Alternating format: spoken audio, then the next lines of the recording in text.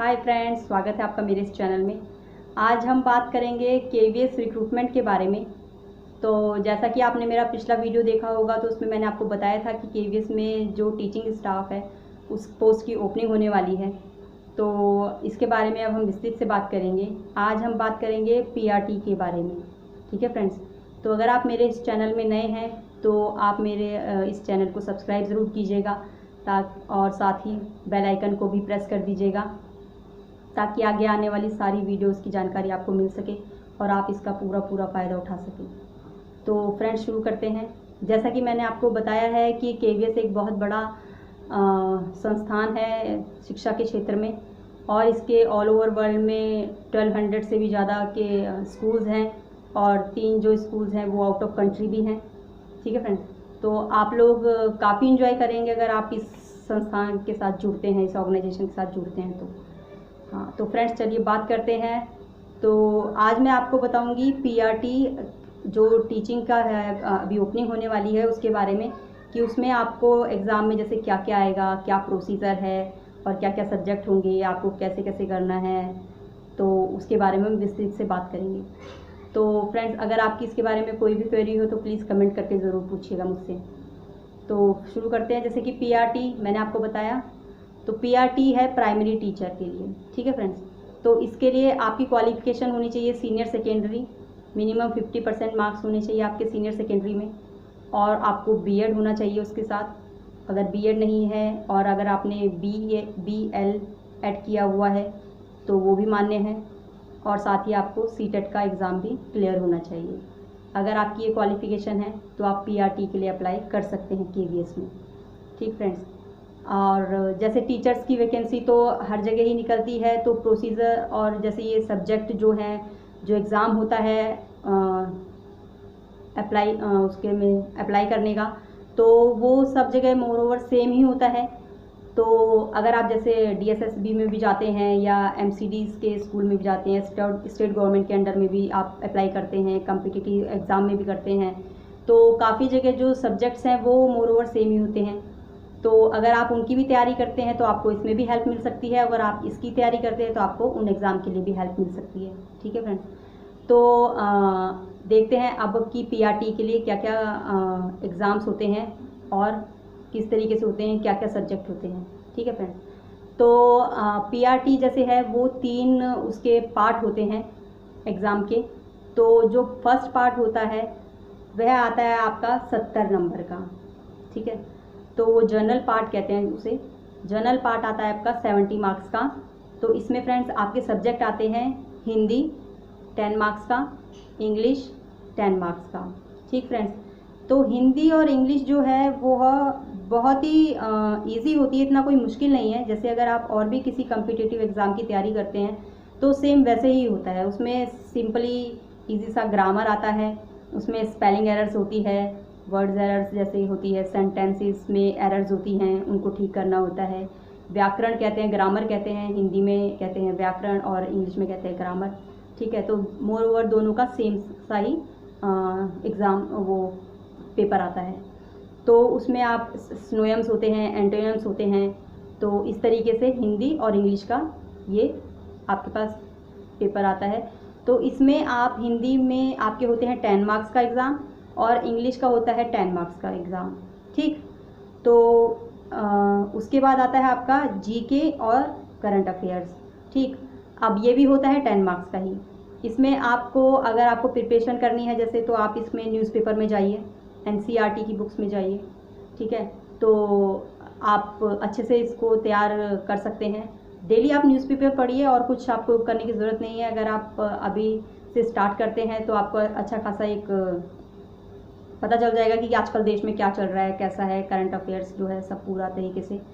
फिर आपका आता है 10 नंबर्स का रीजनिंग का। ठीक है, अब अगर आप रीजनिंग का भी इजी होता है, इसमें कुछ इतना बड़ा कोई बात नहीं होती कि अगर आप इसे चाहें तो सिंपल सा कि कोई ऑब्जेक्टिव्स होते हैं कि कौन सा ऑड है या कोई भी सेंटेंस है या कुछ है तो उसमें क्या ऑड सा है, ऐसे ही सब चीज़ें आती हैं। तो अगर आप इसके लिए भी जाना चाहते हैं तो आप अरिहंत की बुक ले सकते हैं, वह भी आपको हेल्प कर सकता है। ठीक, तो रीजनिंग का आता है 10 नंबर्स का। और कंप्यूटर आता है, कंप्यूटर में भी जनरल क्वेश्चन ही आते हैं, तो वह भी 10 नंबर्स का आता है, तो इसके लिए आप लूसेंट की बुक में जा सकते हैं। ठीक, फिर आता है पेडागोजी, तो पेडागोजी आता है आपका 20 नंबर्स का। तो उसमें आप जैसे कि पेडागोजी होता है कि पढ़ाने का जो साइंस होता है कि कैसे पढ़ाया जाता है बच्चों को, जैसे कि बायोलॉजी होता है तो वो होता है जीव विज्ञान, तो इसी तरह हम पेडागोजी को कहते हैं कि पढ़ाने का विज्ञान। ठीक है, तो इसके बारे में ये आपने जैसे सीटेट में भी एग्ज़ाम दिए होंगे तो उसमें भी आपके पास आया होगा, तो ये भी कोई इतना मुश्किल नहीं है। ठीक है, तो अगर आप इसकी ठीक से प्रिपरेशन करते हैं तो 70 मार्क्स में से आप मिनिमम 55 और 60 के करीब तो आप ला ही सकते हैं मेरे ख्याल से। ठीक है, अभी अब आपको मैं एक बार दोबारा बता देती हूँ कि जो जर्नल पार्ट है, पार्ट 1 में जो एग्ज़ाम में आता है आपका, तो वो आता है हिंदी 10 मार्क्स का, इंग्लिश 10 मार्क्स का, जीके करंट अफेयर्स 10 मार्क्स का, रीजनिंग 10 मार्क्स का, कंप्यूटर 10 मार्क्स का और पेडागोजी 20 मार्क्स का। ठीक है फ्रेंड्स, तो ये हो गए 70 मार्क्स। 70 मार्क्स का आपका ये आता है, इसमें ये सब्जेक्ट्स होते हैं। फिर आता है आपका पार्ट 2, वो सब्जेक्ट से रिलेटेड होता है। अब जैसा कि जो पीआरटी टीचर हैं उनको तो सारे ही सब्जेक्ट पढ़ाने होते हैं, फर्स्ट क्लास से लेकर 5th क्लास तक के बच्चों को। ठीक, तो उन्हें सारे ही सब्जेक्टों की नॉलेज होनी चाहिए, उसके हिसाब से केवीएस के जो मानता है। और केवीएस क्या मानता है, सारे शिक्षा संस्थान ही यही मानते हैं। ठीक है, तो अगर आप औरों की भी तैयारी करते हैं तो सेम ही जो सब्जेक्ट्स हैं वो सब में सेम ही आते हैं। तो वो जो सब्जेक्ट है पार्ट 2 में आता है वो आता है आपका 80 मार्क्स का। ठीक, तो 80 मार्क्स में आपका आता है दोबारा से, उसमें हिंदी आती है, इंग्लिश आती है, ये दोनों ही 10-10 मार्क्स के होते हैं, हिंदी भी 10 मार्क्स का, इंग्लिश भी 10 मार्क्स का। ठीक, फिर आता है आपका मैथ्स आता है 20 मार्क्स का। ठीक, अब आपको मैथ्स के लिए क्या करना है फ्रेंड्स, मैथ्स के लिए आपको 6th क्लास से लेके 8th क्लास तक का पहले आप बुक को रिवाइज़ कीजिए एनसीईआरटी की। ठीक, उसमें जैसे उससे आपका यानी बेस बन जाएगा। अगर बेस आपका पक्का होगा तो फिर आप उसमें आपको पास होने में कोई प्रॉब्लम नहीं है। तो इसके लिए आप 6 से लेके 10 तक की बुक्स रिवाइज़ कीजिए। और साइंस आता है आपका 20 मार्क्स का, इसके लिए भी आप 6 से लेके 10 तक की बुक को ही रिवाइज़ कीजिए, तो इसमें भी आपको कोई प्रॉब्लम नहीं आएगी। फिर इसमें 20 मार्क्स का आता है आपका ईवीएस। ठीक है, ईवीएस अब ये है इन्वायरमेंटल साइंस है, तो आप लोग जानते ही होंगे जैसे अब ये देश में क्या चल रहा है, सेंसस के बारे में, जियोग्राफी के बारे में, हिस्ट्री के बारे में। तो अगर आप जीके की भी कोई बुक पढ़ते हैं तो उसमें भी ये सारे जनरल क्वेश्चन आते हैं, तो इसमें भी मुझे नहीं लगता आप लोगों को कोई भी प्रॉब्लम आएगी। ठीक है, तो जो पार्ट 2 है ये आता है आपका 80 मार्क्स का। तो इसमें आपको हिंदी आएगा 10 मार्क्स का, जैसे ऊपर आपके पास पार्ट 1 में आया था, और वैसे ही इंग्लिश भी आएगा 10 मार्क्स का। तो आप ये मान सकते हैं कि पूरा जो एग्ज़ाम है आपका, तो उसमें हिंदी और इंग्लिश दोनों को मिला के 40 मार्क्स का आपका हिंदी और इंग्लिश ही हो जाता है, और वो अभी इतना मुश्किल नहीं होता है। ठीक, अब मैथ्स होता है आपका 20 मार्क्स का, साइंस होता है 20 मार्क्स का, और ईवीएस होता है 20 मार्क्स का। ठीक, तो हो गए आपके पूरे 80 मार्क्स। तो टोटल आपका जो पीआरटी का जो एग्ज़ाम है वो होता है 150 मार्क्स का, 70 मार्क्स का पार्ट 1 में और 80 मार्क्स का पार्ट 2 में। ठीक है, तो अब जो ये आपका एग्ज़ाम है 150 मार्क्स का, इसमें जो आपको टाइम मिलता है फ्रेंड्स, उसकी भी कोई प्रॉब्लम नहीं है, इसमें आपको काफ़ी टाइम मिलता है, 2.5 घंटे मिलते हैं।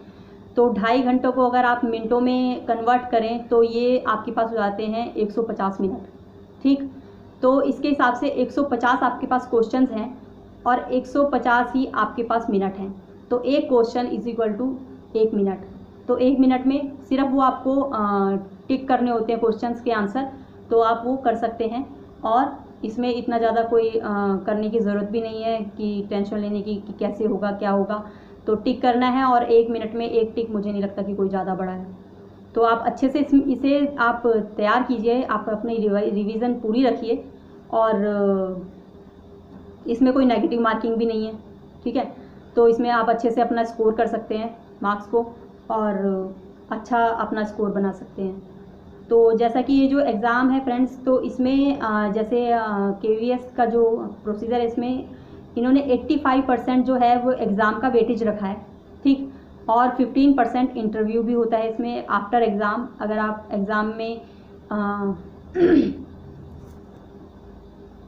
हाँ, तो एग्ज़ाम में जैसे आप क्वालिफाई कर जाते हैं तो उसमें उसके बाद आपका इंटरव्यू होता है, तो उसका वेटेज सिर्फ 15% है।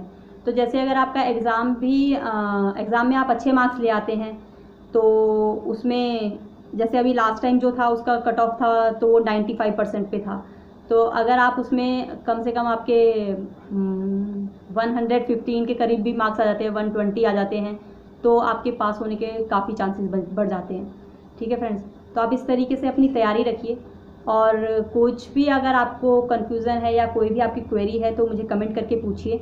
ठीक है, तो उसका मैं आपको ज़रूर रिप्लाई दूँगी। और प्लीज़ मेरे चैनल को सब्सक्राइब ज़रूर कीजिएगा ताकि सारी नोटिफिकेशन आपके पास आ सकें, और नेक्स्ट वीडियो भी देखिएगा। मैं आगे आपको फिर और जो टीचिंग स्टाफ है उसके बारे में भी पूरी जानकारी दूँगी। ठीक है फ्रेंड्स, थैंक यू।